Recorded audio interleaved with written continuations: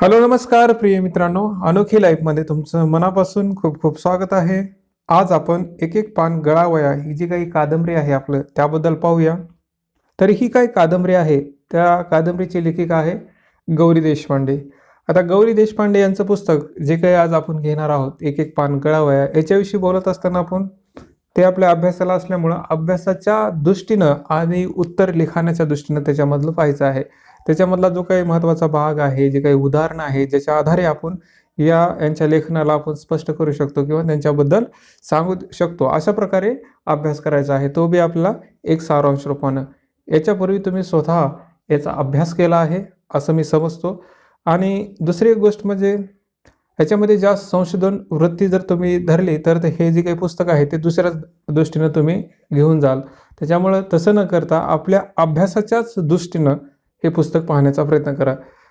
आणि जर तुम्हाला जसं त्या संशोधन वृत्तीनं जायचंच असेल, तर तुम्ही पुन्हा सावकाश टाईम असल्यानंतर तशा प्रकारे तुम्ही करू शकता. तर असो, हे जे काही लेखन आहे आपल्या या कादंबरीमध्ये एक एक पान गळावयामध्ये, तर इतर कादंबरीपेक्षा म्हणजे अगोदरचे जे काही आपण कथासंग्रह पाहिले, जे काही आत्मनिवेदन पाहिलं किंवा आत्मकथा पाहिली, त्या सगळ्या गोष्टी आजच्या ह्याच्यापेक्षा वेगळ्या आहेत. आजचं जी काही कथा आहे ती कुठली एक भूक किंवा गरिबी किंवा एक ग्रामीण जीवन म्हणा किंवा एक जातीवाद म्हणा, स्वातंत्र्य म्हणा, अशा कुठल्याच गोष्टीचा भाग याच्यामध्ये नाही. याच्यामध्ये महत्त्वाचा भाग आहे म्हणजे एक मध्यमवर्गीय स्त्री. मध्यमवर्गीय स्त्री जेव्हा स्वतःच्या पायावर सक्षम असते, स्वतःचं जीवन जगू पाहते, तेव्हा समाजाचा विरोध कशा प्रकारे असतो आणि तो जर झुगारला तर नेमकं काय होतं. तर अशा प्रकारचे नाते उलगणारे हे एक स्त्रीवादी लेखन आहे. यांच्या लेखनामध्ये जो काही महत्त्वाचा केंद्रबिंदू आहे तो म्हणजे स्त्री. जे काही त्यांनी लिहिलं आहे आत्तापुस्तक, त्याच्यामध्ये स्त्री ही महत्त्वाचा केंद्रबिंदू आहे. त्याच्यामुळे यांना कधी-कधी स्त्रीवादी साहित्यसुद्धा असं म्हटलं जातं. परंतु कधी-कधी असं बी म्हटलं जातं की याच्या पलीकडे बी यांच्याकडे पाहिलं जातं. तर असो, तर ही जी काही लेखिका आहे तिचं नाव काय आहे? गौरी देशपांडे. तर यांचा जन्म 1942 साली आणि त्यांचा मृत्यू आहे 2003. तर यांचं जे काही मुख्य लेखन आहे, जे काही त्यांनी लेखन केलं आहे, त्याच्यामध्ये ती कथा असतील, कादंबरी असतील, ललित लेख असेल, स्फुट लेखन असेल किंवा भाषांतर किंवा कविता, संशोधन अशा प्रकारच्या बऱ्याचशा भागामध्ये त्यांनी लेखन केलं आहे. तर हे लेखन करत असताना काही इंग्रजी भाषेमध्ये सुद्धा त्यांनी लेखन केलंय, काही इंग्रजीचं मराठीमध्ये अनुवाद केले, काही मराठीचं इंग्रजीमध्ये अनुवाद केले. तर अशा प्रकारचा हा त्यांचा थोडंसं भाग आहे. त्याचबरोबर यांच्या जर कौटुंबिक परिस्थितीबद्दल पाहिलं तर यांची जी काही आई आहे त्यांचं नाव इरावती कर्वे. इरावती कर्वे ही प्रसिद्ध लेखिका आणि एक संशोधक होती. त्याचप्रमाणे यांचे जे काही वडील आहे टी.डी. कर्वे, दिनकर धोंडो कर्वे, हे जे काही कर्वे आहेत हे त्यांचे वडील होते. त्याचप्रकारे जाई निमकर या सुद्धा एक इंग्रजी व मराठी लेखिका आहेत. त्या बी सुद्धा खूप साऱ्या प्रसिद्ध आहेत त्यांच्या कथा. तर हे जे काही जाई निमकर आहे ह्या त्यांच्या थोरल्या भगिनी. त्यानंतर तुम्हाला जर माहीत असेल की इतिहासामध्ये तुम्ही नाव ऐकलं असेल, पहा, महर्षी धोंडो केशव कर्वे हे जे काही प्रसिद्ध समाजसुधारक व स्त्री स्वातंत्र्याचे जनक होते, तर हे त्यांचे आजोबा आहेत. तर अशा प्रकारचा हे सामाजिक वारसा लाभलेला, एक स्वातंत्र्याचं वारसा लाभलेला, एक विचार प्रणाली घरामध्ये असणारे, एक स्वातंत्र्याचं भान असणारं असं एक कुटुंबाचं एक काय म्हणतात त्याला संस्कार म्हणा, अशा प्रकारच्या गोष्टी आपल्या या लेखिकेवर आहेत. तर याचाच धागा धरून तिनं ते व्यक्ती स्वातंत्र्य म्हणा किंवा स्त्री जे काही स्त्रीचं मन आहे ते तिने लिहिलं आहे असं बी म्हटलं जातं. तर यांचं जे काही लेखन आहे, लेखत असताना खूप साऱ्या मासिकामध्ये किंवा जे काही आपण पेपर म्हणतो किंवा संपादकीयामध्ये यांचं लेखन खूप प्रसिद्ध होतं. जे काही संपादकीय आहे त्याच्यामध्ये जे काही त्यांचं पुस्तक असेल त्याच्यामध्ये व्ही म गीताली यांच्याविषयी बोलतात. हे आपल्या लेखिकाविषयी असं म्हणतात की गौरीनं माणसाच्या देहाकडे स्त्री देह आणि पुरुष देह, स्त्री देह आणि पुरुष देह या द्वैत भावनेनं न बघता निखळ मानवी देह म्हणून बघितलं जावं असं म्हणत स्त्रियांच्या देहाभोवती बांधलेले नैतिकतेचे निकष तोडायला सुरुवात केली. ती काय म्हणते की एखाद्या स्त्रियेकडे तुम्ही किंवा जे काही माणूस आहे त्याच्याकडे एक देह, हा पुरुष आहे, हा स्त्री न पाहता मानव आहे अशा प्रकारे पाहावा असं म्हटलं जातं. आणि जर स्त्रीकडे पाहिलं तर ते त्याच्या प्रकारचे जे काही नाते आहेत तिनं तोडायला सुरुवात केली आहे असं म्हटलं जातं. तिचं जे काही लेखन आहे आपल्या लेखिकेचं, त्यांचं लेखन बिटवीन द बर्थ या लेखनापासून सुरुवात झालं आहे आणि मग त्यांचं लेखन खूप साऱ्या ह्याच्यामध्ये त्यांनी लेखन केलं आहे आणि ते सुद्धा प्रसिद्ध सुद्धा आहे. तर यांच्या लेखनामध्ये काही मराठी पुस्तक आहेत, ते पहा. एक एक पान गळावया हे 1980 सालचा आहे. तेरिओ आणि काही दूरपंथ हा 85 सालचा. निर्गाटी आणि चंद्रिके ग सारिके ग, त्यानंतर दस्तूर हा घाट आणि थांग आहे हे असं आहे. मुक्काम, विंचुर्णीचे धडे, गोप, उत्खनन हे त्यांची काही मराठी पुस्तकं प्रसिद्ध आहेत. त्याचप्रमाणे काही दिवाळी अंकात किंवा मासिकामध्ये सुद्धा यांची लिहिलेल्या कथा प्रसिद्ध आहेत. जसं की रोवळी हा जो काही कथासंग्रह आहे तो मिळून साऱ्या जणी या दिवाळी अंकामध्ये ते प्रसिद्ध झाला होता. भिजत भिजत कोवळी हा सुद्धा एक साप्ताहिक सकाळमध्ये प्रसिद्ध झालेला आहे. त्यानंतर दार हा बी एक मिळून साऱ्या जणी या दिवाळी अंकामध्ये प्रसिद्ध आहे. धरलं तर चावतं, हिशोब यासारखे या मासिकामध्ये किंवा त्या अंकामध्ये त्यांचं ते खूप सारं लेखन प्रसिद्ध आहे. त्यानंतर जसं आपण म्हटलं की यांनी मराठीचं इंग्रजीमध्ये, इंग्रजीचं मराठीमध्ये अनुवाद केला आहे, तर त्यामध्ये मराठीचं अनुवाद केलेली जी काही पुस्तकं आहेत त्याच्यामध्ये 7 युगोस्लावची लघुकथा, त्याचबरोबर अरेबियन नाईट्स हे सुद्धा त्यांचा अनुवाद केलेलं प्रसिद्ध पुस्तक आहे, असं मी महत्त्वाचं पुस्तक आहे असं बी म्हटलं जातं. तर त्यानंतर काही इंग्लिश पुस्तकं त्यांनी लिहिली आहेत, जसं की इंग्लिश डिपार्चर असेल, त्यानंतर बियॉन्ड द स्लाउटर हाऊस असेल, लॉस्ट लव्ह असेल, तर हे त्यांचे काही पुस्तकं आहेत. तसंच गौरी देशपांडे यांच्यावर काही पुस्तक लिहिली आहेत, त्याच्यामध्ये गौरी मनातली, कथा गौरीची हे 2 पुस्तकं त्यांच्यावर सुद्धा लिहिली आहेत. तर यांचं जे काही लेखन आहे, या लेखनाचा परिचय जर करायचा असेल तर आपल्याला त्यांच्या लिहिलेल्या लेखनाकडे पाहावं लागतं. त्यांनी काय लिहिलंय, त्याच्यामध्ये नेमका काय भाग आहे, याच्यावरून आपल्याला त्यांची लेखनशैली कळते. तर असं काय म्हणतं, सामान्यतः असं म्हटलं जातं की त्यांचं जे काही लेखन आहे ते मुक्त संचार आहे, एक स्वातंत्र्याचं भान त्याच्यामध्ये दिसतं. त्याच्यामध्ये रचनेचे अनेक प्रयोग आहेत. जे काही अगोदरचे स्त्री आहे ते लैंगिक प्रकारचं जे काही लिखाण आहे तसं ते लिहित नसेल. आता त्याच्यामध्ये लैंगिक म्हणण्यापेक्षा ते असं प्रकारे दावलं की एक मध्यमवर्गीय स्त्री जी काही सगळ्या गोष्टी तिच्या वस्तूवर आहेत आणि मग ते जो काही समाज आहे सगळ्या गोष्टी असताना त्याच्यावर बंधन लादतो. मग हे काय लादून का घ्यायचे, का करायचं, अशा प्रकारचे क्वेश्चन, असे अनेक प्रकारचे रचनेचे प्रयोग त्याच्या या लेखनामध्ये दिसतात. त्याच्यामध्ये विलक्षण मोहक भाषा आहे, एक लेखणीचा धीटपणा आहे. असं लिहिणं म्हणजे एक धीटपणाच आहे. त्यामुळे असे अनेक रास्ते कारणामुळे ती गाजली आहे असं म्हटलं जातं. तिचं असं म्हणणं आहे की जर चौकटी मोडायच्या असतील तर त्याचे व्यत्यासही असणारच आणि ते आपल्याला डोकं ठरणारच असेल तरीही भोगावं लागणार आहे याचे भान दिलं आहे. म्हणजे हे तिनं जे काही लेखन केलं आहे, जे आजपासून झालं नाही ते लेखन आपण लिहिल्यानंतर आपल्याला मग त्याचे परिणाम भोगावंच लागणार, तर हे तिला जाणीव होतं असं बी म्हटलं जातं. त्यानंतर स्त्रीकडून असलेल्या तिच्या स्वतःच्या आणि समाजाच्या सामाजिक सांस्कृतिक अपेक्षा या कथेच्या माध्यमातून गौरीनं सतत निरनिराळ्या प्रकारे धुडकावून, ढकलून, ओलांडून, मोडून, बदलून पाहिले आहेत असं म्हटलं जातं. जे काही स्त्रीच्या, जसं आपण म्हटलं की एक स्त्री स्वतंत्र असल्यानंतर काय काय करू शकते, परंतु ते न केल्यामुळं काय काय होतं आणि जेव्हा ती त्या गोष्टीला तोडून टाकते, त्या बंधनाला तोडून टाकते, तेव्हा तिला काय काय सहन करावं लागतं त्या गोष्टीबद्दल ही लिहिते आहे. एकनिष्ठेबद्दल, प्रेमाबद्दल, मुलाबाळाच्या वागणुकीच्या आणि त्यांनी वाढण्याच्या तरीकेबद्दल, प्रेमाबद्दल, होणाऱ्या निराशेबद्दल, प्रियकराबद्दल, शारीरिक प्रेमाबद्दल, फसवणुकीबद्दल, सासे सुना, नवरा बायको, व्यसनाधीन पती किंवा त्याचा जो काही संबंध आहे या सगळ्या गोष्टीबद्दल तिनं जे लिखाण केलं आहे असं आपल्याला म्हणता येतं. त्यानंतर जे काही स्त्रीविषयक सामाजिक धारणा आहेत आपल्या कथा विश्वासून त्यांना आव्हान तिनं दिलं आहे आणि ते आव्हान देत असताना ते प्रयोगशीलपणा हे तिचं जे काही काम आहे तिनं अस्सलपणाने केलं आहे. मग हिला जे काही वारशानं स्त्री म्हणून जीवन भेटलं आहे किंवा जे काही तिला करावं लागलं आहे ते करत असताना तिनं त्या दृष्टिकोनातून पाहत असताना अनेक पैलू पाहिले किंवा हे जी काही गोष्टी घडते त्या अशा प्रकारे का घडतंय, म्हणजे अशा प्रकारचे लोक का म्हणतात किंवा ही नाती अशी कशी आहेत, गुंतागुंतीची काय आहे, त्याच्यात प्रेम काय आहे, अशा प्रकारचं ती अनेक पैलू त्या आपल्या या लेखिकाने पाहिले आहेत. तर हे जे काही नवीन नवीन पैलू ती पाहत आहे ते पाहत असताना जे काही निष्कर्ष तिला भेटले किंवा जे काही प्रतिमा तिला भेटल्या किंवा काही गैरसोयी झाल्या असतात या सगळ्याचा विचार न करता किंवा ह्याचा हिशोब न करता जे काही तिनं लिहायचं सुरुवात केलं आहे, लिहित असताना जो काही स्त्रीवादीचा तिनं स्वीकार केला आहे आणि ते स्वीकार करत असताना स्वातंत्र्याचा मध्ये स्वीकार केला आणि मग ही दुसरी काही गोष्टीला तडे गेले ते तळे देत असताना मग ते कशाचाच गोष्टीचा विचार केला नाही किंवा काय होईल याचा गोष्टीचा विचार केला नाही.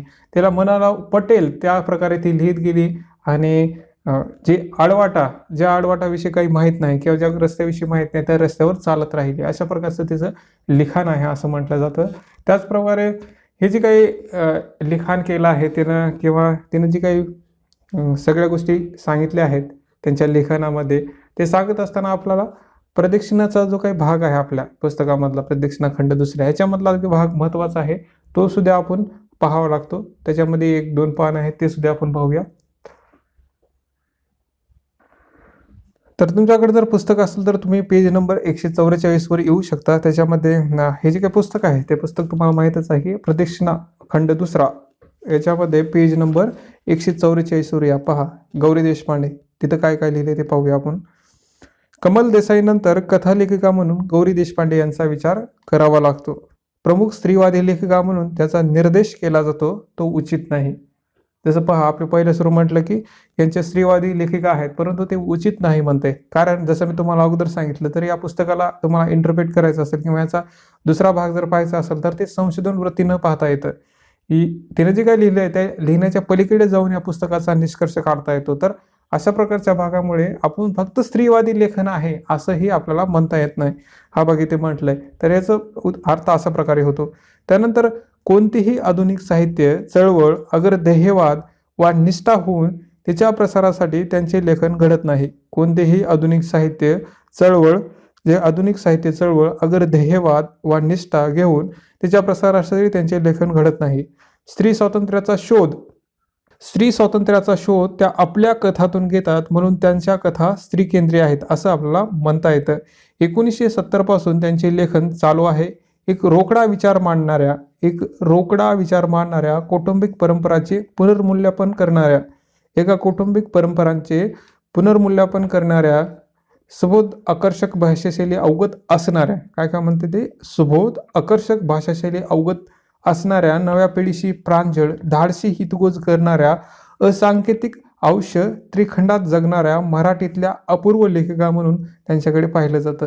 हा तुम्ही त्याला इंट्रोडक्शनमध्ये लिहू शकता की ते काय करतात, एक रोकडा विचार मांडणाऱ्या कौटुंबिक परंपराचे पुनर्मूल्यमापन करणाऱ्या, सुबोध आकर्षक भाषाशैली अवगत असणाऱ्या, नव्या पिढीशी प्रांजळ धाडसी हितगोज करणाऱ्या, असंख्यित अंश त्रिखंडात जगणाऱ्या मराठीतील अपूर्व लेखिका म्हणून त्यांच्याकडे पाहिलं जातं. हे तुम्ही आपण इंट्रोडक्शनमध्ये जेव्हा त्यांचा क्वेश्चन आला तर तुम्ही अशा प्रकारे लिहू शकता.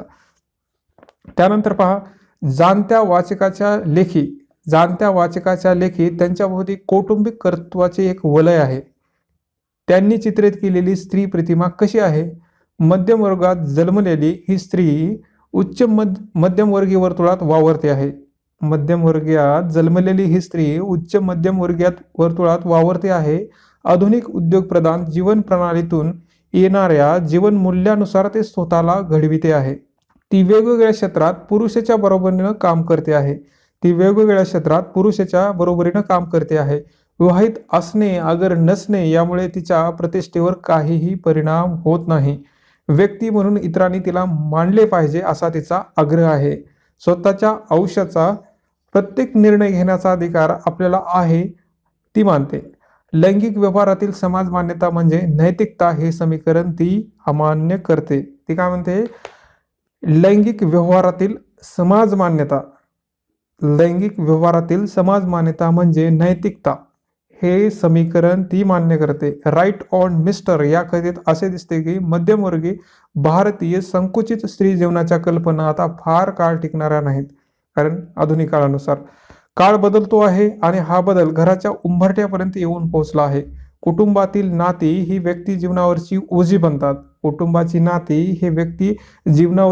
बनतात. या नात्यांना भूमिका अपेक्षा चिकटतात. त्यापेक्षा मैत्री हे नाते मिळालेले नसून निवडलेले असते. येणाऱ्या काळामध्ये ती काय म्हणते की बदलत जातील नात्याचे जी काही भूमिका आहे, परंतु हे जे काही नाते आहे या नात्यांना अपेक्षा असतात. परंतु एक नातं असं आहे ते आपण स्वतः निवडलेलं असतं, ते म्हणजे काय? मैत्री हे नाते मिळालेले नसून निवडलेले असते. त्याचे मोल अधिक आहे हे दाखवणारी अनेक पात्रे गौरी देशपांडे यांच्या कथात वावरतात. शरीर व शरीरापासून मिळणारे सुख याची जाणीव व्यक्त करताना त्यांच्या नायिका संकोचत नाहीत. शरीर व शरीरापासून मिळणारे सुख याची जाणीव व्यक्त करताना त्यांच्या नायिका संकोचत नाहीत. शारीरिक तृप्ती हा फक्त पुरुषाचा हक्क नाही, स्त्रीचाही तो आहे. शारीरिक तृप्ती हा एक पुरुषाचा हक्क नाही, स्त्रीचाही तो आहे. आधुनिक स्त्री ही याबाबत अधिक मोकळी आणि स्पष्ट झाली आहे. हे संबंध दोघांनाही सारखे सुखदायी वाटले पाहिजेत. गौरी देशपांडे यांच्या कथातून आढळणारी स्त्री कोठेही निराश, हताश, नियतीशरण वाटत नाही. विवाहबाह्य संबंधाचा अनुभवही त्यांच्या नायिका असांकेतिक पद्धतीने घेत असतात. विवाहबाह्य संबंधाचा अनुभवही त्यांच्या नायिका असांकेतिक पद्धतीने घेताना दिसतात. चोरटेपणा, अनैतिकतेच्या जाणीवेतून येणारी पापभावना यांच्या मनात शिरत नाही. पुरुष प्रधान व्यवस्थेत घट्ट कवच फोडून स्वतःला व्यक्ती म्हणून प्रतिष्ठा देण्याचा प्रयत्न करण्यासाठी स्त्रीला फार मोठा लढा द्यावा लागतो. पहा काय म्हणतात ते, पुरुष प्रधान व्यवस्थेमध्ये घट्ट कवच फोडून स्वतःला व्यक्ती म्हणून प्रतिष्ठा देण्याचा प्रयत्न करण्यासाठी स्त्रीला फार मोठा लढा द्यावा लागतो. म्हणजे समाजामध्ये लढताना या लढ्याच्या खुणा गौरी देशपांडे यांच्या कथात आढळत नाहीत. अशा प्रकारच्या कथा त्यांच्यामध्ये काय नाही, कारण स्त्रीचं काय म्हणजे कुठलं कवच फोडायचं असं नाही, तिच्या स्वतःच्या भावना आहेत. त्यांच्या स्त्रिया ज्या प्रकारच्या घरात वाढतात तेथे हे लढे अपेक्षित असत नाहीत. एक प्रकारे ही एक त्यांची कथातील मर्यादा आहे. असं आहे हे त्यांच्या कथासंग्रहाचे नव प्रातिनिधिक आहे. आधुनिक स्त्री जगण्याचे विविध अनुभव टिपणाऱ्या गौरी देशपांडे या एक अत्यंत महत्त्वाच्या लेखिका आहेत असं म्हटलं जातं. तर विशेषतः थोडक्यात जर सांगायचं म्हटलं तर यांचं जे काही लेखन आहे ते लेखन म्हणजे जी काही मध्यम वर्गातील स्त्री आहे त्या मध्यम वर्गाच्या स्त्री कशा प्रकारची आहे, तिला जे काही उद्योग आहे किंवा जी काही आर्थिक परिस्थिती आहे तिची चांगली आहे, ती पुरुषाच्या बरोबरीने राहत आहे, तर अशा स्त्रीला विवाहित असणं अगर नसणं यामुळे तिच्या प्रतिष्ठेवर काही परिणाम पडत नाही. ती जी काही लैंगिक व्यवहारातील समाज मान्यता आहे ती मान्य करत नाही. नैतिकता म्हणजे काय, समाजामध्ये अशा प्रकारे राहिलं तर ही नैतिकता आहे, अशा प्रकारे नाही राहिलं तर ही नैतिकता नाही. जसं की स्त्रियाला जास्त दोष दिला जातं पहा, तर तशा प्रकारे अशी जी काही लैंगिकता आहे किंवा जी अमान्य आहे हे या लेखिकेला मान्य नाही. त्याच्यामधले जे काही नाते येतात ते नाते गळून पडणारे आहेत किंवा असं म्हटलं जातं की आधुनिक काळामध्ये येणारं जे काही नात्याचं जे काही ओझं आहे ते कुणी घेणार नाही किंवा त्याच्या मागं अपेक्षा चिटकलेल्या असतात, त्यापेक्षा मैत्री हे नातं महत्त्वाचं आहे असं त्यांच्या लेखनामध्ये आढळतं. त्याचप्रकारे यांच्या कथेमध्ये कुठेही निराशपणा, हताशपणा किंवा नियतीश्रेण अशा प्रकारचा भाग नाही. तर उलट जे काही आपण निर्णय घेतला आहे की जो काही आपण करायला सुरुवात केली आहे त्याच्यामध्ये ते सातत्याने पुढे जात असतात. तसंच काही जे काही समाजीकरण म्हणतो आपण किंवा सक्षमीकरण म्हणण्याचं आपण म्हणतो ना, स्त्रियाचं सक्षमीकरण झालं, तर अशा प्रकारचा भाग याच्यामध्ये काही नाही. म्हणजे स्त्रीनं जे काही कवच आहे, समाजीकरण आहे तसं बाहेर फोडून केलं पाहिजे किंवा लढा दिला पाहिजे अशा प्रकारचं काही नाही.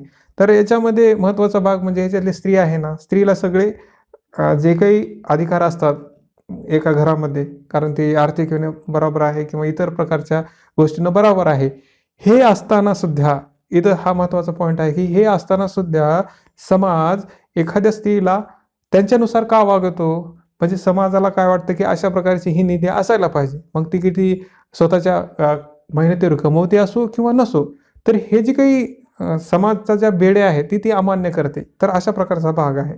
गरिबी किंवा भूकमारी किंवा ह्या प्रकारचा असा काही भाग त्याच्यामध्ये नाही. तर हे त्यांच्या लेखनाविषयी. आणि पहिलं सुरू आपण हे पाहिलं होतं बघा, तुम्हाला काय म्हटलं होतं मी, हे तुम्ही इंट्रोडक्शनमध्ये लिहू शकता. ते काय आहे, एक रोकडा विचार मांडणाऱ्या, कौटुंबिक परंपराचे पुनर्मूल्यमापन करणाऱ्या, सुबोध आकर्षक भाषाशैली अवगत असणाऱ्या, नव्या पिढीशी प्रांजळ धाडसी हितगुज करणाऱ्या, असंकेतिक आयुष्य त्रिखंडात जगणाऱ्या मराठीतील अपूर्व लेखिका म्हणून त्यांच्याकडे पाहिलं जातं. हे तुम्ही लक्षात ठेवा. त्यानंतर 252 पेजवर सुद्धा एक थोडंसं लेख आहे त्यांच्याबद्दल, ते सुद्धा पाहूया. पहा, गौरी देशपांडे यांच्या 9 लघु कादंबऱ्या आजपर्यंत प्रकाशित झाल्या आहेत. त्यांच्याही जीवनाविषयक आकलनाचा आणि शोधाचा केंद्रबिंदू स्त्रीच आहे. ही स्त्री आधुनिक आहे, स्वतंत्र आणि मुक्त अशी आत्मप्रेरणाने धीटपणे स्वीकारणारी ही स्त्री आहे. व्यक्ती स्वातंत्र्य हे मूल्य जबाबदारीनं गौरी देशपांडे प्रक्षेपित करतात. स्त्रीकडे माणूस म्हणून पाहण्याची दृष्टी त्यांच्या या कादंबऱ्यातून व्यक्त होते आणि स्त्रीचा माणूसपणाचा शोध त्या निव्वळ आर्थिक सामाजिक चौकटीतून घेत नाहीत. स्त्रीच्या माणूसपणाचा शोध कुठल्या चौकटीमधून, सामाजिक व आर्थिक याच्यामधून घेत नाही, तर स्त्री पुरुष संबंध हे मूलभूत संबंधच असल्यामुळे गौरी देशपांडे या कादंबऱ्यात त्यांना महत्त्व देणे साहजिकच आहे. पण इतर सर्व अनुषंगिक संबंधाचा वेधही त्यांनी घेतलेला दिसतो. त्यांच्या लेखनात व्यक्ती आणि समाज प्रतिद्वंदी म्हणून येतात आणि समाजाची व्यक्तीवर होणारी कुरघोडी तर त्या दाखवतातच, पण त्याचबरोबर संस्कृती, धर्म, कुटुंब इत्यादी घटकांनाही केलेली स्त्रीची कुचंबना आणि कोंडीही त्यांचे समर्थपणे दाखवून देतात. कारावासातून पत्रे, एक एक पान गळावया, मध्य लटपटीत, निरगाठी, चंद्रिके ग, सारिके ग, दस्तूर हा घाट, थांग, तेरवे आणि काही दरूपर्यंत या लघु कादंबऱ्या म्हणजे आधुनिक वृत्तीच्या स्त्रीचे स्वातंत्र्य सुक्तच आहेत असं म्हटलं जातं. पहा, माणूस हा तिच्या लेखनाचा केंद्रबिंदू आहे, म्हणून स्त्रीला माणूस म्हटलं पाहिजे असं तिचं म्हणणं आहे. व्यक्ती स्वातंत्र्य हा तिचा महत्त्वाचा भाग आहे. त्याचप्रमाणे हे जे काही व्यक्ती स्वातंत्र्य किंवा माणूस हे पाहत नाही, तेव्हा नाही पाहिल्यामुळं किंवा कशामुळे होतं याची कारण मीमांसा करत असताना तिने काय जीवन जगलं आहे किंवा त्यांच्या पात्राच्या माध्यमातून जे काही येतं ते येत असताना स्त्री पुरुष संबंध किंवा सामाजिक आर्थिक परिस्थिती सोबतच धर्म येते, कुटुंब येते, ती संस्कृती येते किंवा समाज जीवन येते, या सगळ्यांचा भाग यांच्या कथामध्ये येतो. विशेषतः स्त्रीच्या दृष्टिकोनातून हा महत्त्वाचा भाग आहे. तर हे सुद्धा हे 252 पेजवर आहे, ते सुद्धा तुम्ही वाचलंच असेल. तर हा थोडासा त्यांच्या लेखनाविषयी आपल्याला परिचय तुम्हाला सांगता येईल. काय काय मुद्दे आपल्याला लिहिता येतील. एक तर व्यक्ती स्वातंत्र्य, दुसरं आहे माणूस म्हणून शोधण्याचा प्रयत्न, एक म्हणजे तिसरं म्हणजे व्यक्ती स्वातंत्र्य म्हणून एखादा निर्णय घेतल्यानंतर तो निर्णय घेतल्यानंतर कुठले कुठले अनुभव येतात हे पाहताना विविध पैलू पाहणे आणि ते पैलूमधून किंवा ते पाहत असताना किंवा ते प्रयोग केल्यानंतर जे काही त्यांना भेटतं, जे काही चांगल्या वाईट गोष्टी असतात त्याचा अंगीकार करून पुढे चालत जाणं हे त्यांच्या लेखनाचं वैशिष्ट्य. तसेच ते लेखनामध्ये जे काही पात्र येतात हे पात्र एकाच दृष्टीनं सांगता अनेक प्रकारच्या दृष्टी सांगतात किंवा डिफरंट डायमेन्शन सांगतात असं बी आपल्याला म्हणता येतं. तर अशा बऱ्याच प्रकारच्या तुम्ही ह्याच्याबद्दल म्हणू शकता, जसं की मुक्त संचार लेखन आहे, नवीन विप्रयोगी रचना आहे, विलक्षण मोहक भाषा आहे, लेखनाचा धीटपणा आहे, त्यांनी जे काही स्त्रीवादी चौकटी मोडली आहेत, अशा प्रकारचं तुम्ही यांच्याबद्दल लिहू शकता. त्यानंतर हा परिचय झाल्यानंतर आपण ॲक्च्युअल जे काही पुस्तक आहे त्या पुस्तकाकडे जाऊया. तर तो सुद्धा आपण सारांश रूपाने पाहायचा आहे. तर करूया सुरुवात त्याला आपण. तर या पुस्तकाविषयी जर बोलायचं झालं तर हे जे काही पहिलं लेखन आहे कारावासातून, जे कारावासाची पत्र आहे, याच्याबद्दल तुम्हाला थोडंसं, जर तुम्ही अगोदर पुस्तकं वाचली नसतील किंवा तुम्हाला थोडंसं माहीत असेल तर हे जे काही पुस्तक आहे कारावासाची पत्रे वाचताना थोडा गोंधळ उडू शकतो किंवा तुमचं जे काही स्वतःचं मत आहे ते वेगळं असू शकतं. परंतु तसं न करता आपल्याला फक्त अभ्यासाच्या दृष्टीतून ते पाहायचं आहे. कारण हे जे काही लिहिलं आहे त्याने, त्यामध्ये जे काही गोष्टी येतात त्या कधी कधी स्वतः आपण अमान्य करतो, कारण आपली सामाजिक परिस्थिती किंवा अशा गोष्टीमुळे. परंतु आधुनिक पद्धतीने तुम्ही ह्याच्याकडे विचार करा, आजच्या आधुनिक पद्धतीने. नाहीतर तुमचे जे काही पूर्वग्रह आहे ती ताणू नका, हा महत्त्वाचा भाग याच्यामध्ये.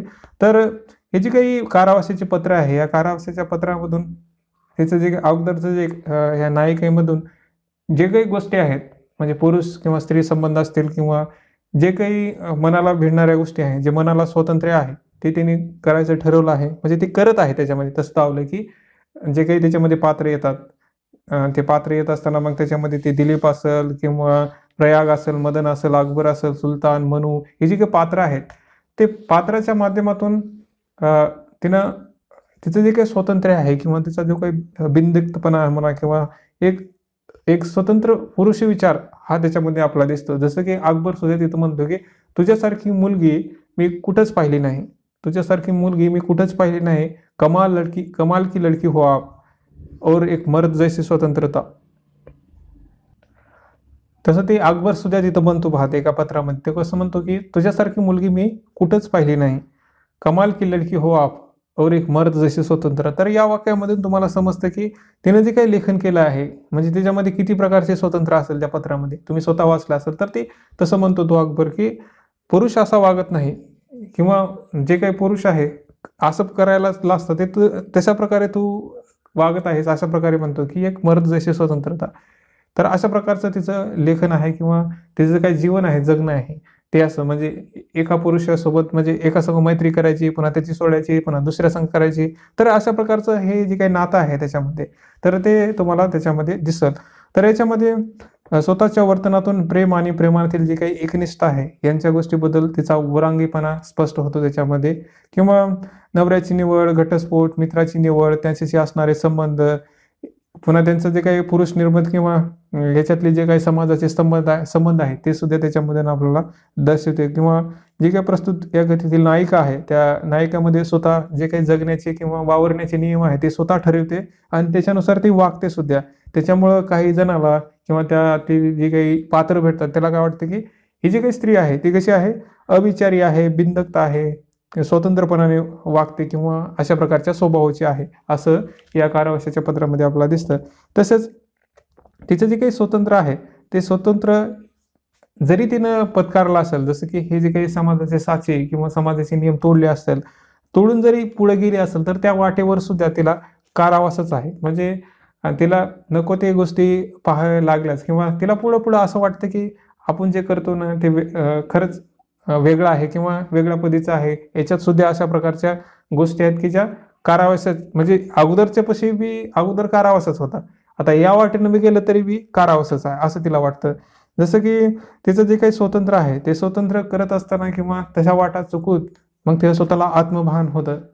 ते आत्मभान होत असताना ती असं म्हणते की 10 वर्षापूर्वी रंधारंधातून मला मध पाजणारे हे पोळं आग्या माशाने रिकामी केले. 10 वर्षापूर्वी रंधारंधातून मला मध पाजणारे हे पोळं आग्या माशाने रिकामे केले. हे तुम्हाला दुसऱ्याच पेजवर दिसेल ते. तर याच्यामधून जो काही एक भोगवादी वृत्ती आहे किंवा जे काही स्वतंत्रतेनं अंगीकारलं आहे किंवा जी काही लैंगिकताबद्दल ती एक एक स्वतंत्र आहे, तर त्याच्याविषयी तिला आत्मभान येते की आता हे जे काही मध पाजणारं मला पोळं आहे ते आता त्याने या माशाने रिकामी केले असं त्याचं म्हणणं आहे. तर ही जी काही चारित्र्यता आहे किंवा जी काही समाजाने मानलेली जी काही गोष्ट आहे ती तिने झुगारून पुढे गेली आहे आणि पुढे गेल्यावर सुद्धा आता त्याला त्या गोष्टीमधून नकोसं वाटतं किंवा तिला आत्मभान येते असं आपल्याला बी म्हणता येतं. त्यानंतर तिने जी काही एक अशा प्रकारचा अनुभव आल्यानंतर म्हणजे वाटेमधून चालत असताना असे कठोर अनुभव आल्यानंतर तिचं जी काही एक वाटचाल आहे ती माणूस होण्याकडे होत आहे असं म्हटलं जातं. त्याच्यामुळे आपण पहा पहिल्या सुरू म्हटलं की हिचं जे काही लेखन आहे ते माणूस या दृष्टीने तिच्याकडे पहा असं बी त्याच्यामध्ये तिचं म्हटलं जातं. आता याच्यातली जी काही नायिका आहे कारावासाची पत्र, एका साईडला व्यक्ती स्वातंत्र्य दावते आणि दुसऱ्या साईडला दुसऱ्या स्त्रीची एक कथा सुद्धा सांगते त्याच्यामध्ये मारियाचा उल्लेख येतो पहा याच्यामध्ये. तर मारियाचं कसं जीवन असतं की एक समाज बांधिलकीने जगणारं जीवन आहे. तिला नवरा मारतो आहे, जो काही नवरा आहे तिचं तो स्वामित्व गाजवतो आहे त्याच्यावर, उलट तो स्वतः कमवत सुद्धा नाही. ही मारिया स्वतः कमवते, सर्व कुटुंबांना जे काही कुटुंब आहे त्याच्याला पालन पोषण करते आणि त्याचा जो काही नवरा आहे तो काहीच करत नाही. तर हे एका दुसऱ्या बाजूचं वर्णन ती ह्याच्यामधून करते की हे अशा प्रकारचं जे काही बंधन आहे स्त्रियांना तोडायला पाहिजे तर ते तुटत नाही. ते मारियाच्या बाबतीत की पुढे जाऊन मारिया काय करते की जो काही नवरा आहे तिला सोडून जातो तो मारा सोडून गेल्यावर ती काय म्हणते की तिची मैत्री म्हणते म्हणजे मारिया काय म्हणते, माझा नवरा मला सोडून गेला. तर नायिका म्हणते की पिढा टळली, चहा पाज. हे अशा प्रकारचं म्हणजे इतकी व्यक्ती स्वतंत्र त्याच्यामध्ये तावले. परंतु ती जी काही स्त्री आहे पुढे मारिया तिला हे गोष्टी पटत नाहीत. उलट पुन्हा तो जो काही नवरा आहे त्याला मारतो तरी ती तिला स्वतःच्या घरी घेते आणि म्हणजे एक नैतिकता म्हणा किंवा जे काही स्त्री मनाची अगोदर केलेली एक संस्कार आहेत ते तिच्यामध्ये दिसतात मारियामध्ये की ठीक आहे नवरा मारतो ना, ओके काय काय झालं किंवा आपण सांभाळून घेतलं पाहिजे अशा प्रकारची वृत्ती त्या मारियामध्ये दिसते. त्यावेळेस ही जी काही नायिका आहे तिला का असं करायचं, का असं का करून घ्यायचं, का छळ करून घ्यायचा, यापेक्षा म्हणजे आर्थिक परिस्थितीनं आपण मजबूत असताना सुद्धा आपण अशा प्रकारचे करतो. तर हे एक प्रश्न त्याच्यामध्ये निर्माण होतात. तर हे दोन विरोधाभास आपल्याला या कारावासाच्या पत्रेमध्ये ह्याच्यामध्ये दिसतात. तर हा जो काही मारियाचा नवरा आहे तिला साधन म्हणून वापर करून घेतो. परंतु ही जी काही आपली लेखिका आहे या लेखिकेमध्ये जी काही स्त्रीभोवती असणारा जी काही स्त्रीत्वाचं तुरुंग आहे ते तोडण्यासाठी इतर पात्राचा साधन म्हणून वापर करून घेते. तर हा दुसरा एक विरोधाभास म्हणजे एकीकडे पुरुष हा साधन म्हणून स्त्रीचा वापर करून घेतो, परंतु ही स्त्री तिचं जे काही स्वातंत्र्य आहे ते टिकवण्यासाठी, त्याच्या जे काही तिला पाहिजे ते ठेवण्यासाठी दुसऱ्यांचा साधन म्हणून वापर करून घेते, हे आपल्या या पत्रामधून समजतं. त्याचप्रमाणे तिचं जे काही बोलायचं झालं तर ती काय म्हणते, या जाणीवीमुळे स्वातंत्र्याच्या स्वत ओळखण्याचा आणि ते टिकवण्याचा प्रारंभिक अवस्थेत मला अविचारी व बिंदक्त होतो असा निष्कर्ष, जसं तुम्हाला अगोदर म्हटलं की असं करत असताना एक अविचारी व स्वतःला बिंदकपणा वाटतो, हे सुद्धा ती स्वतः मान्य करते. लिंग सापेक्ष अनुभवांना सामोरं जाताना बाई म्हणून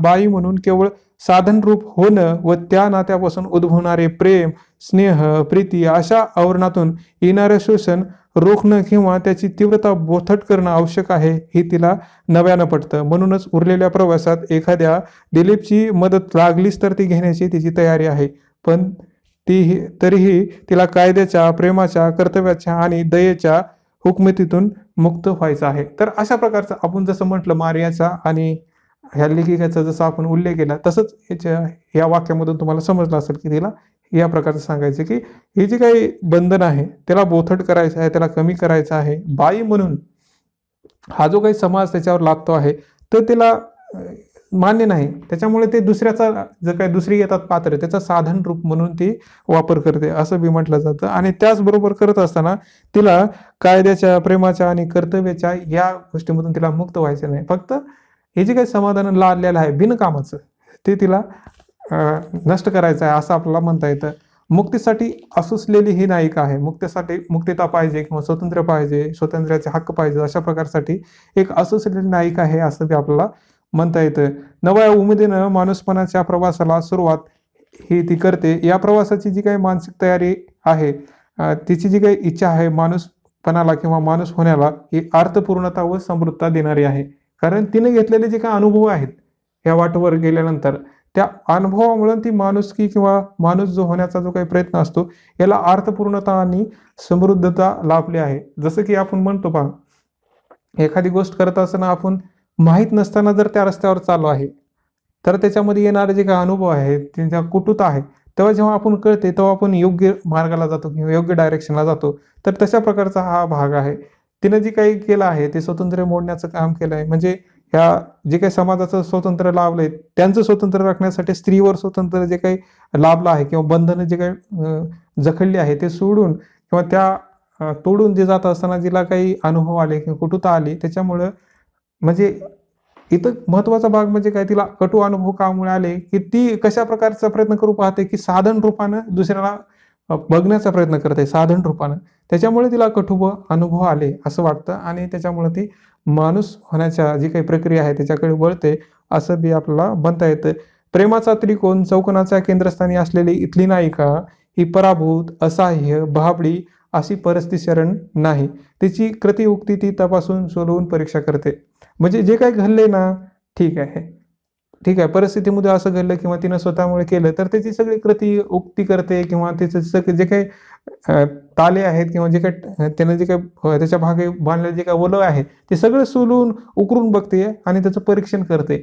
अशा प्रकारचा एक अनुभव तिला आल्यानंतर मग ती माणुसकीच्या जे काही माणूस होण्याच्या वाटेला वळते, हे असंही आपल्याला म्हणता येतं. आता हे करत असताना तिला जे काही अनुभव येतात ती अनुभवाला खूप महत्त्व देते. पहा ती काय म्हणते, जोपर्यंत माणसामध्ये कुठलाही अनुभव घेता क्षणी तो विसरण्याची शक्ती नाही तोपर्यंत त्याच्या आयुष्यातील कुठलाही क्षण दुसऱ्या क्षणासारखा असणार नाही. हा एक महत्वाचा भाग ती म्हणते की जोपर्यंत माणसामध्ये कुठलाही अनुभव घेता क्षणी तो विसरण्याची शक्ती येणार नाही तोपर्यंत त्याच्या आयुष्यातील कुठलाही क्षण दुसऱ्या क्षणासारखे असणार नाही. त्याच्यामुळे अनुभव हा जो काय आहे ह्याच्यामध्ये महत्वाचा ठरतो. तर हे सांगत असताना जसं की आपण म्हटलं की ते माणुसकीच्या वाटेवर किंवा इतर जे काही आत्मभान येत आहे ते करत असताना तिला काय वाटतंय ते तिनं त्या वळीमध्ये तुम्हाला समोर दिसते. पहा, प्रयागला सोडून हातास धरला मदन, प्रयागला सोडून हातास धरला मदनला सोडलं अकबरच्या सहाय्यानं. मग अकबरने मला सोडल्या म्हटल्यावर दसकन खड्ड्यात पडले, त्यातून बाहेर पडायला तू आणि तुझ्यापासून माझी मला सोडीन म्हणून. तर हा जो काही या शब्दातून तुम्हाला समजत असेल की जे काही तिनं जाळ किंवा जे काही साधन रूप म्हटलं आपण ते केलं आहे त्याच्यामधून आता ती सुटण्यासाठी प्रयत्न करत आहे. तर हा भाग तिच्या पत्रामध्ये आपल्याला जाणून येतो की एका स्त्रीला आलेला जो काही अनुभव आहे तो अनुभवाच्या जोरावर आता ते आहे त्या जाळ्यामधून सुटण्याचा प्रयत्न करते आहे, हे सुद्धा आपल्याला त्याच्यामधून कळतं किंवा समजतं. पहा, याच्यामध्ये एक महत्त्वाचा भाग म्हणजे जसं की आपण म्हटलं की मारियासारखं जे काही जीवन आहे ती पत्कारत नाही कधीही. तिला जे अनुभव आले ना ती स्वतः निर्णय घेतलेले आहेत, परंतु ती गुलामगिरी, मानसिक त्रास किंवा जे काही पतिव्रता आहे कल्पना आहे, अशा कल्पनांना ते स्वतःच्या आयुष्यात तर पाहत नाही, परंतु दुसऱ्यांनी कसं पाहिलं, दुसऱ्या गोष्टी कशा करतात हे त्या मारियाच्या पात्रातून आपल्याला ते सुद्धा कळतं. त्यानंतर जे काही स्त्रीवर वर्चस्व गाजवणारा जो काही पुरुष आहे किंवा पुरुष प्रधानता जो दाखवणारी जी काही संस्कृती आहे ती सुद्धा आपल्याला याच्यामधून दिसते. म्हणजे ती दोन्ही पद्धतीने आपल्याला धावण्याचा प्रयत्न करत आहे, हे तिच्या लेखनाचं वैशिष्ट्य आहे. जसं आपण अगोदर अनुभवाविषयी बोललो पहा, तर त्या अनुभवाविषयी बोलताना सुद्धा ती असं म्हणते, बाई ग जगात भेटवस्तू म्हणून काही नसतं. बाई ग जगात भेटवस्तू म्हणून काही नसतं, ज्याची त्याची यानं त्या ठिकाणी फेड करावी लागते. त्यामुळे तिला भेटवस्तू मान्य नाहीत. ते म्हणते कुणाला तर भेटवस्तू दिल्यानंतर ती कुठल्या ना कुठल्या पद्धतीने फेड करावीच लागते, त्याच्यामुळं अशा गोष्टी तिला नको आहेत असं बी ती म्हणते. तिनं प्रेम जर पाहिजे असेल तर प्रेमासारखंच प्रेम मिळायला पाहिजे, नसेल तर नको, असं बी तिच्या अनुभवावरून सिद्ध होते. कारण प्रेम करणारा जो आहे आपल्या संवेदनासारखा किंवा जीवापाड जपणारा असं मिळणारा जो काही भाग आहे तर असल्यावरच करावा असं बी तिचं म्हणणं आहे. फक्त हे सांगत असताना म्हणजे प्रेमाच्या गोष्टी सांगताना असताना किंवा त्याच्यावर जो कोणी जर कोणी आक्षेप घेतला तर ती काय म्हणते की मी रागीट किंवा मत्सरी नाही, मी रागीट किंवा मत्सरी नाही, पण मी हट्टी भरपूर आहे. हे तिच्या सगळ्या ह्याच्यामधूनच दिसतं की ती हट्टी किती आहे. तर हा जो काही जिद्दीपणा आहे ते सुद्धा त्याच्या पात्राच्या ह्याच्यामधून सुद्धा आपल्याला खूप साऱ्या पद्धतीने दिसतं. तिचं असं म्हणणं आहे की आपल्याला जे बुद्धीनं पटलं ते सहज प्रवृत्तीनं करायला भाग पडलं व जे समाजघातक नाही न करायला लागणारा आत्मविश्वास. आत्मविश्वासाची व्याख्या सांगत असताना जे काही त्याच्या मनातला जो काय आत्मविश्वास आहे ते काय म्हणते की आपल्या बुद्धीला जे पटलं, जे सहज प्रवृत्तीने करायला भाग पडलं व जे समाजघातक नाही अशा गोष्टीला ती आत्मविश्वास म्हणते. मग असं करत असताना या आत्मविश्वास जर लोक दुसरं काही म्हणत असतील तर मग लोक गेले खड्ड्यात, अशा प्रकारे ती म्हणते. मग ती म्हणते की लोक गेले खड्ड्यात. तर मला जे आवडतं ना ती करते, तो माझा आत्मविश्वास आहे, माझा निर्णय आहे, मग लोक काही म्हणून, मग लोक गेले खड्ड्यात, अशा प्रकारे तिचं म्हणणं आहे.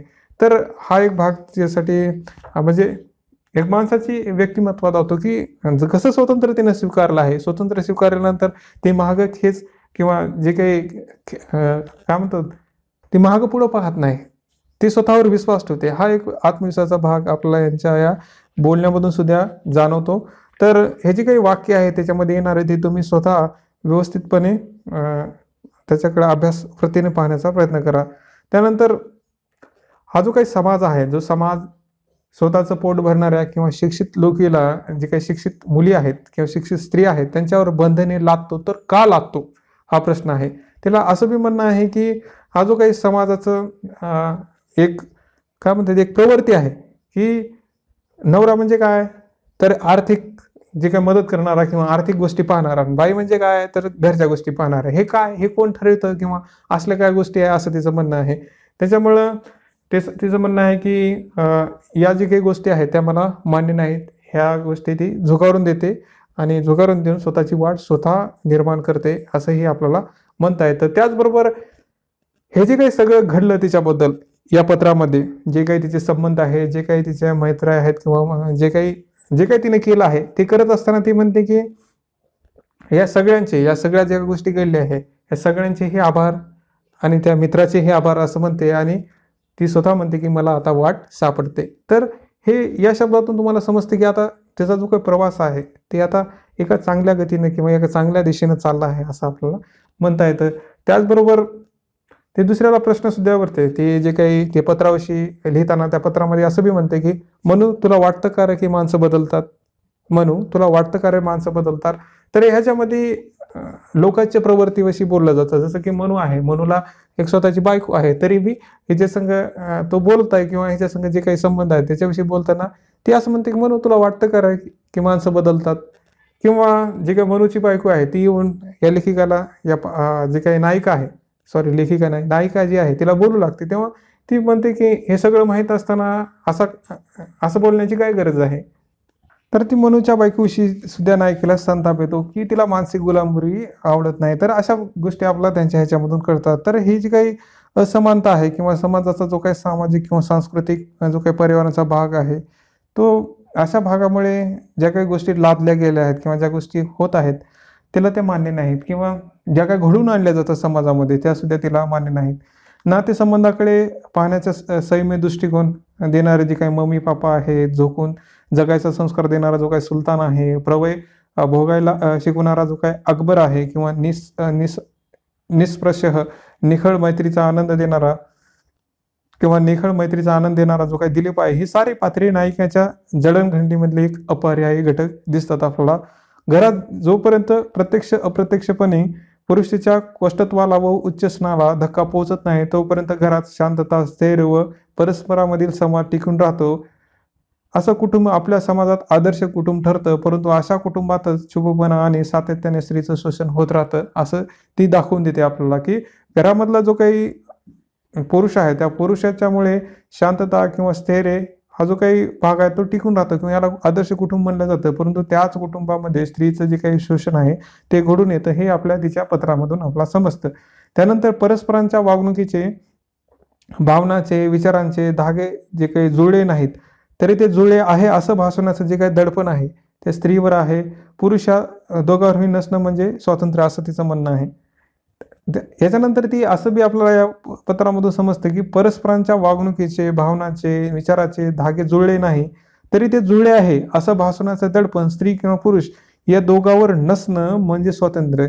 स्वतंत्र, आत्मविश्वास याची जी काही व्याख्या आहे किंवा याची जी काही संज्ञा आहे ती सांगत असणं अशा गोष्टी म्हणते की परस्पर वागणूक आहे, भावना आहेत, विचार आहे, ह्याचे धागे जुळत नाही आणि हे धागे जुळल्या नसल्यामुळं ते जुळवले आहे असं म्हणण्याची गरज लागत नाही म्हणजे स्वातंत्र्य, असं तिचं म्हणणं आहे. तर ही जी काही एक स्त्री पुरुष संबंध आहे किंवा लैंगिक स्वातंत्र्य आहे, एकमेव घटक या आपल्या ह्याच्यामध्ये दिसत नाही किंवा एकच संकल्पना आपल्या या सगळ्या ह्याच्यामध्ये दिसत नाही, तर विविध पदर, विविध दृष्टिकोन, पैलू याच्यामध्ये आपल्याला दिसतात. तर सामाजिक घटक असेल किंवा पुरुष जो काही संबंध आहे समाजाशी येणारा किंवा बाईचा येणारा इतर नाशाचे जो काही संबंध आहे, जसं की मार्याबद्दल असेल किंवा जे काही ते मित्र आहे तिच्याबद्दल असेल, हा संबंध सांगत असताना ती फक्त एकच गोष्ट याच्यामध्ये आपल्याला नाही की फक्त लैंगिकता, तर याच्या पलीकडे सुद्धा काही गोष्टी आपल्या याच्यामध्ये दिसतात. एका वेगळ्या सहजीवनाची संकल्पना आपल्याला येथे दिसते. जी काही पारंपरिक स्त्री आहे त्याचे संकेत हिला मान्य नाहीत, हा एक महत्वाचा भाग याच्यामधील. तर ह्याच्यामधला जो काही महत्वाचा भाग आहे त्याच्यामध्ये जी काही स्त्री आहे ती स्त्री या समाजाविषयी किंवा समाजातील मूल्याविषयी बंड करते. हा बंड करत असताना ती स्वतः निर्णय घेते आणि स्वतः प्रतिकार करते त्याचा. तर ही जी काही प्रतिकार किंवा प्रतिवादाची जी काही तिची प्रवृत्ती आहे किंवा तिचा जो काही स्वभाव आहे तो एक न्यायिका कशी बंडखोर आहे हे आपल्याला त्याच्यावर ठरवता येते. तर याच्यामधला जो काही महत्वाचे किंवा खूप महत्वाचं असं म्हणा की या पत्राच्या द्वारे आपल्याला जे काही समाजातील स्त्री आहे जी आता स्वतः एक सक्षम आहे किंवा समाजामध्ये राहत असताना तिला सगळ्या गोष्टी माहीत आहेत, तरी पण या समाजाच्या गोष्टी तिला मान्य कराव्या लागतात किंवा या मान्य करायला लागण्यासाठी समाज किती धडपडतो किंवा जसं की कुटुंबाची व्याख्या दिली आहे, जसं की आदर्श कुटुंब म्हणजे काय, विश्वास म्हणजे काय, स्वातंत्र्य म्हणजे काय, तर या सगळ्या गोष्टी समाज स्वतः आणून सांगतो की याला असं असं म्हटलं पाहिजे, तर याला असं असं मी म्हणत नाही असं ती म्हणते. तर हा महत्वाचा भाग त्याच्यामध्ये. तर हा थोडासा भाग आपल्या पहिला जो काही जे काही पत्र आहे म्हणजे कारावासाचे पत्र याच्यामधून काढता येतो. तुम्ही स्वतः याच्यामधले जे काही आपण जसे छोटे छोटे जे काही उदाहरण घेतले त्या उदाहरणाबद्दल तुम्ही स्वतः त्याच्याबद्दल मत प्रतिपादन करू शकता आणि स्वतः लिहा. याच्याबद्दल तुम्हाला जे काही वाटते ना उदाहरण घ्या त्याच्यामधले आणि स्वतः लिहून काढा, टिपण काढा त्याच्यामध्ये आणि मग तुमचा अभ्यास छानपैकी होतो आणि त्याच प्रकारे तुम्हाला जसं पाहिजे तसं उत्तर तुम्हाला त्याच्यामध्ये देता येतं. तर आज आपण काय काय पाहिलं, तर पहिला लेखिकेचा परिचय, त्या पुस्तकाविषयी माहिती पाहिली, त्यानंतर यांच्या लेखनशैलीविषयी थोडीफार माहिती पाहिली आणि आजचा जो काही पहिला भाग होता आपला हे कारावासाची पत्र याबद्दल माहिती पाहिली. तर इथंच थांबूया. पुढच्या भागामध्ये जो काही पुढचा भाग आहे तो घेण्याचा प्रयत्न करूया. तोपर्यंत स्वतःची काळजी घ्या, स्वतःवर प्रेम करा, स्वतः अभ्यास करा, रोज सराव करा. इथंच थांबूया. धन्यवाद मित्रांनो.